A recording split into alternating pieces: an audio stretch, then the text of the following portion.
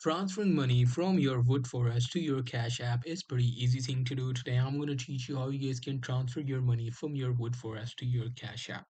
Well, the process is pretty simple. You just need to link your Woodforest card to your Cash App and you will easily be able to transfer the money. So I'm going to teach you how you guys can link both of these bank accounts and transfer the money in between them. In order to do that, you have to be at your Cash App and this is how it will look.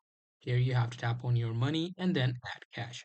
And then you have to enter the amount you want to get from Woodforest. And after entering the amount, it will take some time and you just have to confirm by your PIN on your Cash App.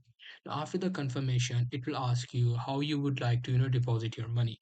At first, it will ask you if you want to do it through debit card or bank account. You just have to link according to you. If you have a debit card, you can use the Woodforest debit card as well, or you can use the Woodforest banking as well. Now, after it is connected, you can easily, add the money without any problem by doing the same process.